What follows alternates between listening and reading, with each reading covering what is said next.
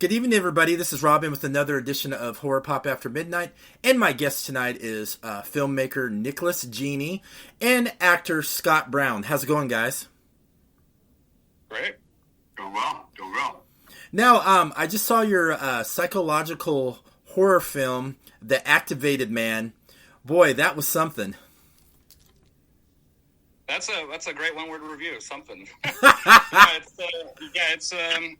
It's definitely a different kind of horror film, and I knew that going into making it that it was going to be kind of a risk because it's, I would say, equal parts emotional drama as much as it is horror movie, and so kind of the gamble was that our horror audience is really looking to cry and get their heartstrings jerked when they're going in for a horror experience. And then likewise, our dramatic audience is looking to get, the crap scared out of them when they're going to watch a movie about, loss and grief.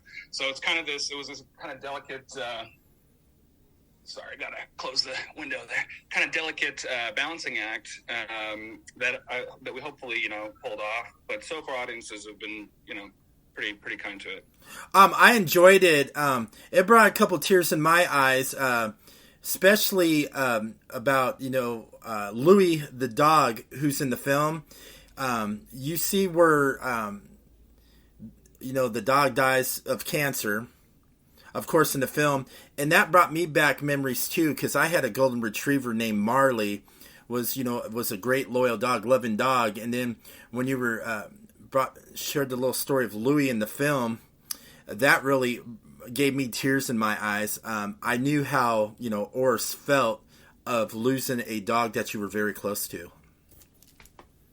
And I was hoping that the movie would reach audiences who have gone through similar experiences, and then that those audiences could, relate to that, the trauma of losing an animal that was as close as family.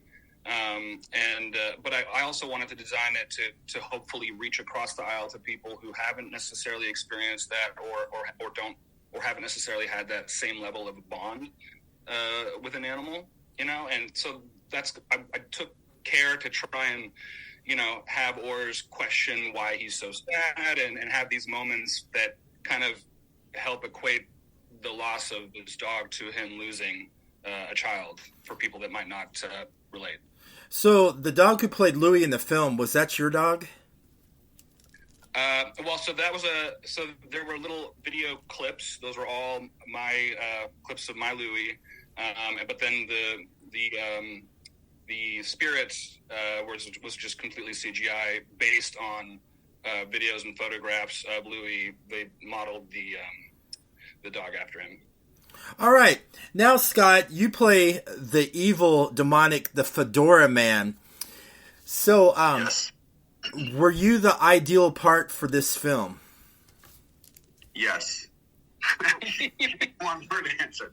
And, I give a lot of credit to Nick. I've known Nick for a very long time. So he's gotten to know me to my core in a way probably better than anyone. And, I've worked with him on quite a few different films over the past 15 years. And he reached out to me, a few years back and said, hey, I'm getting ready to write another movie. And, I want you in it. And, at the time I was going through some other stuff. And I said, well, I'm taking a little break. I'm just dealing with some other stuff. And he's like, and I told him, I was like, maybe I can come out for a week and visit, hang out on set, throw me a cameo or something. He's like, I don't have a cameo. He's like, but I have a character that you're perfect for. He's like, let me tell you a little bit about it. He sent me the script. I read it. And then he's like, I need you out here for the duration because you're going to be pretty much immersed in this movie. And so after reading the script and knowing his story and knowing Louis, and I couldn't turn it down. I couldn't say no. Even if I wanted to, I was like, man, let's do this. So we got to work on, or he got to work a lot on character development and what he was looking for. And we would talk on the phone and FaceTime and, come up with ideas and For context, Scott lives in Atlanta and the movie shot in Los Angeles, Santa Monica area.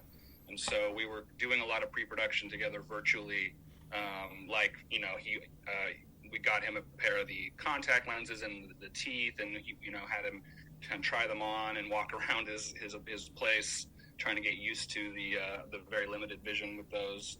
It was fun. But Scott downplays just how involved he was in this movie. He's also a co-producer on the movie, and he really worked his ass off on it. He alongside my producing partner Kelsey, he was one of the great foot soldiers on the set, making sure everything was going smoothly, and so it was whenever he wasn't the fedora man, he was Scott man whipping the whip. We all worked really hard on making this come to life, but obviously Nick is the brains and the imagination behind it. You, Scott, you look pretty creepy in that makeup. So how long did it take you to get that demonic makeup on you? So that was a progression. Day one was probably a good hour and a half. Makeup artist, we did probably 4 or 5 layers of airbrushing to get it to where Nick's vision was for the character. But once we got it down, each day got progressively shorter. I would say by the time we were done on my last few days, they were able to get makeup on within 40 minutes, 45 minutes. But the first day was a good hour and a half of just experimentation, trying to figure out how to get, the look just right.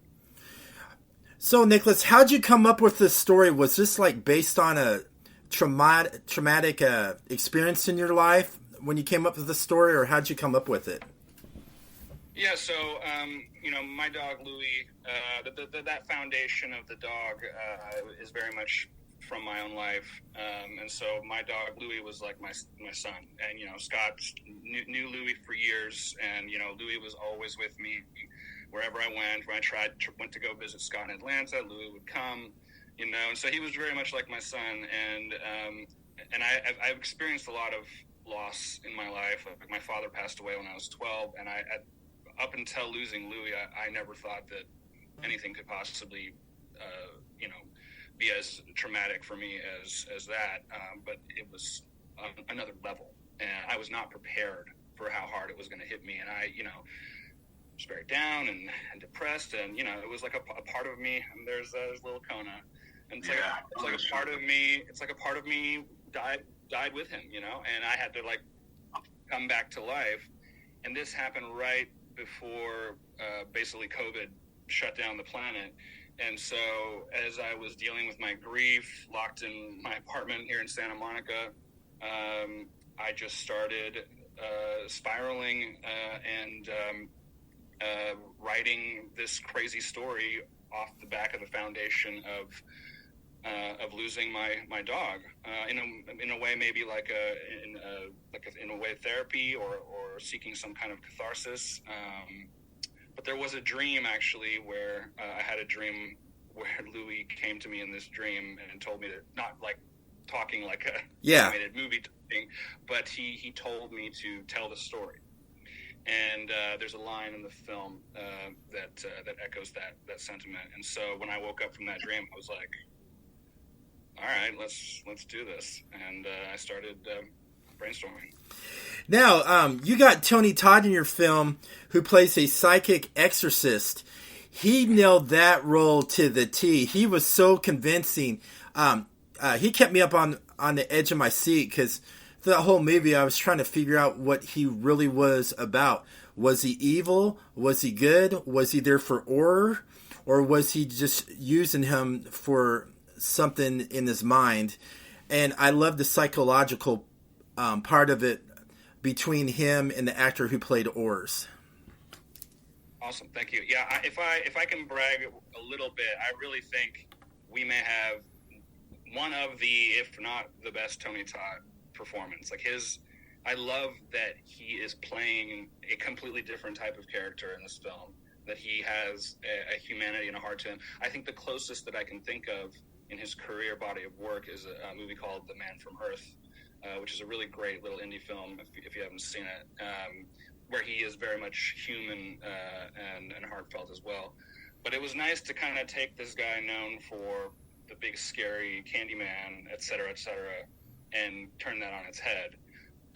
Likewise, casting Kane Hodder but he is known for playing a villain throughout his career as well. So juxtaposing these two famous horror villains against each other and trying to figure out which one's good, which one's bad, I thought hopefully could be fun for the audience. Yeah, Kane Hodder played a badass psychic killer, because in the film his job was to kill, just to kill. I'm not. Bleep that part. Bleep that. All right, bleep. I didn't say. I just said kill. I didn't say anything else. Bleep.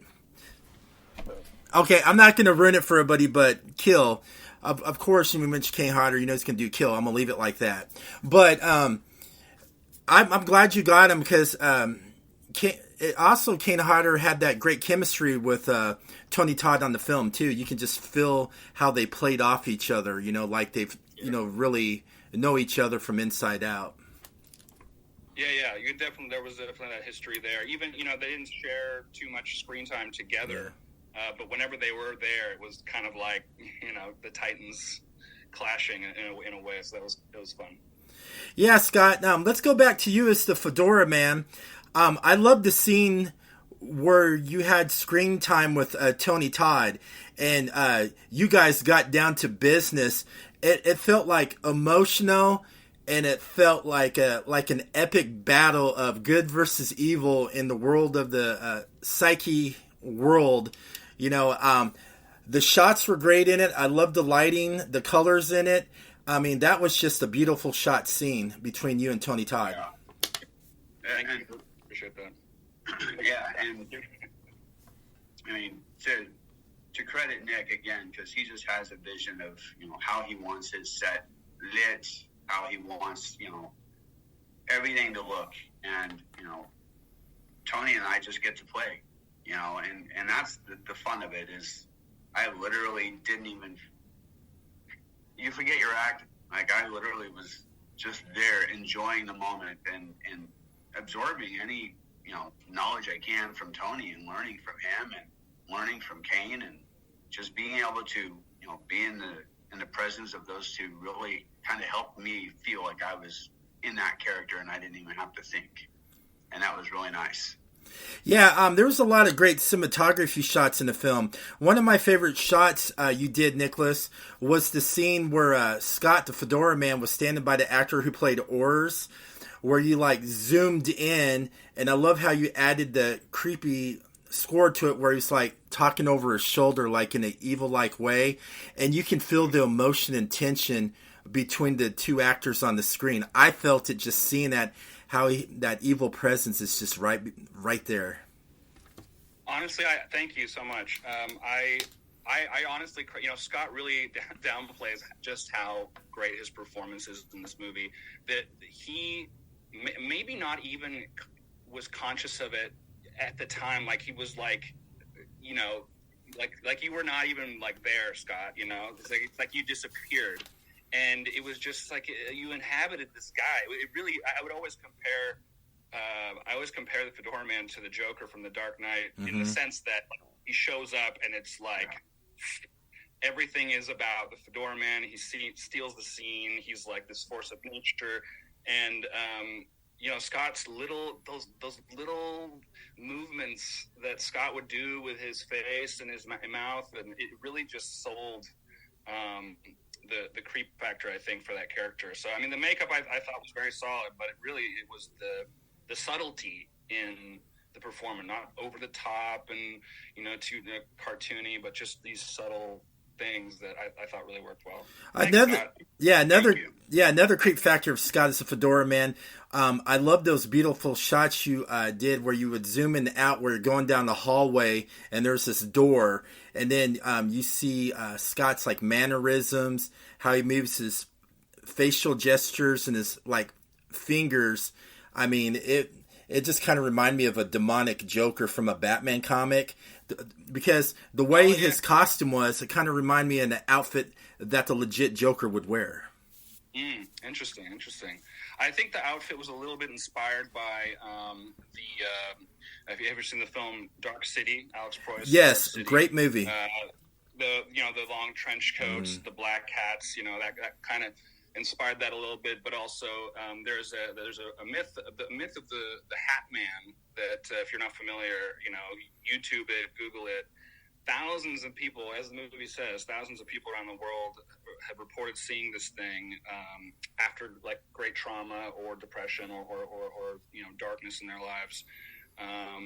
Around the world, thousands of people, and so it's this crazy idea, and that I piggybacked off of that to create the Fedora Man character.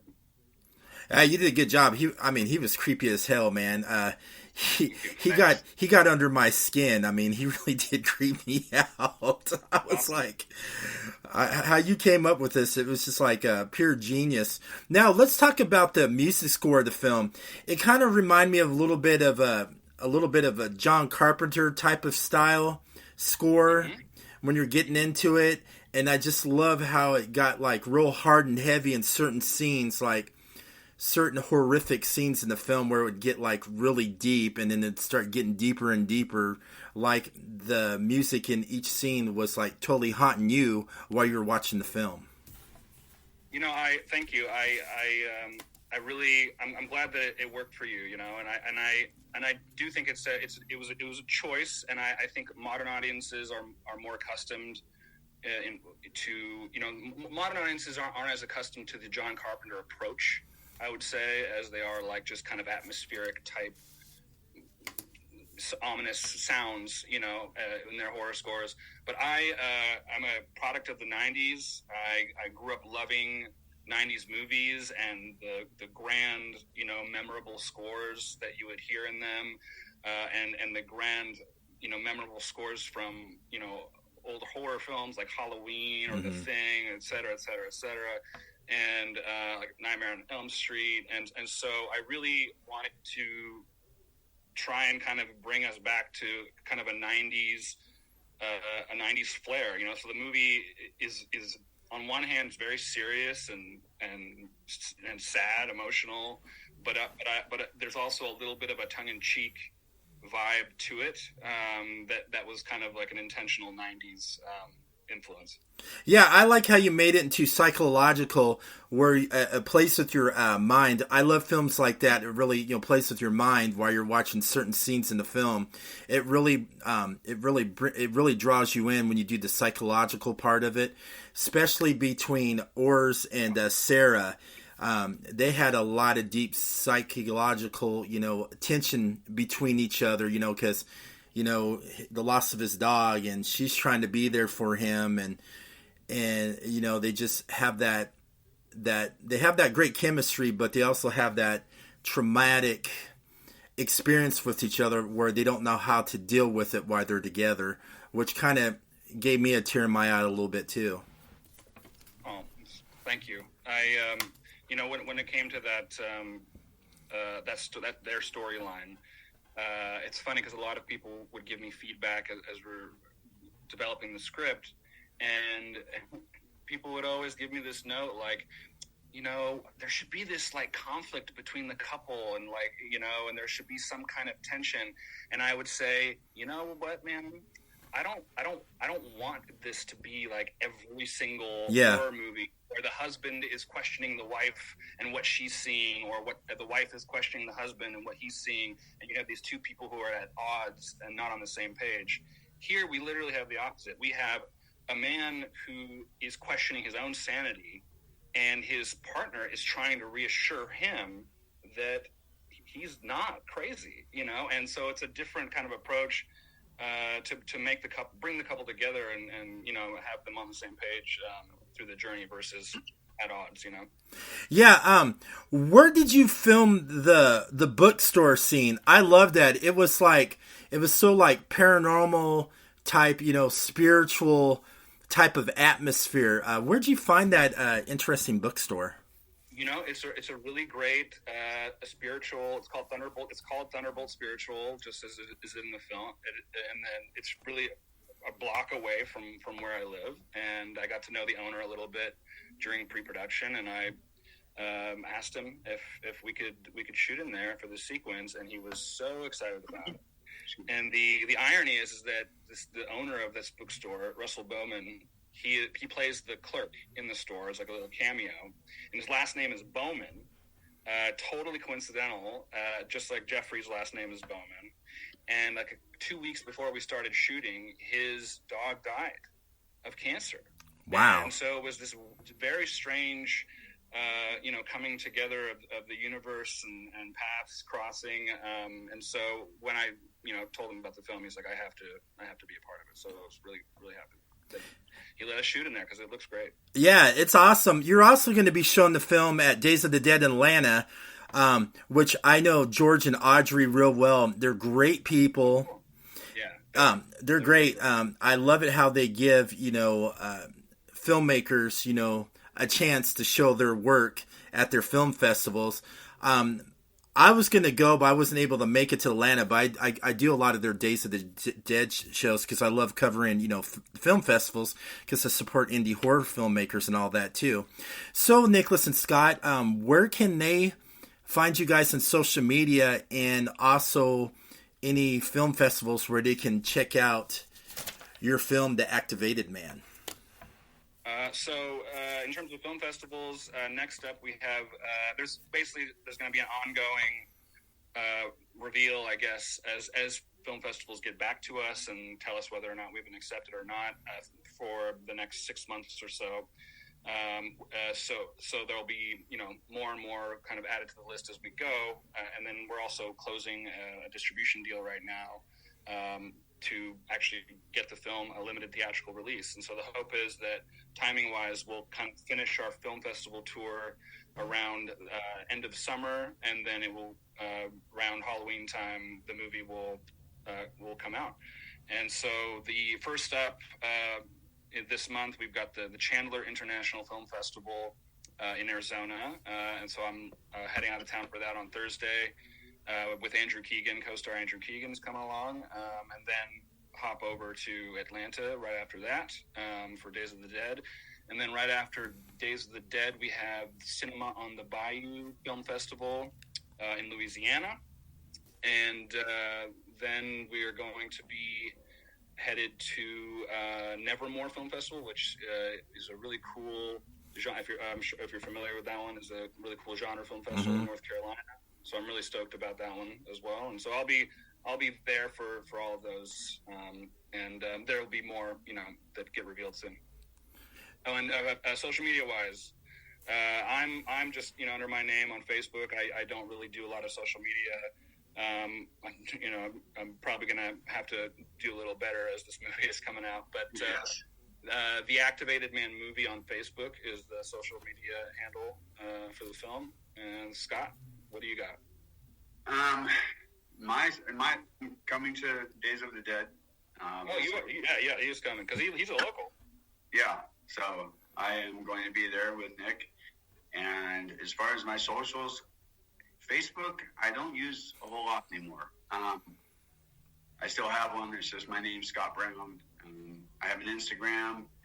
But that's more personal for me, just doing my own stuff. But it's Scobro_realtor.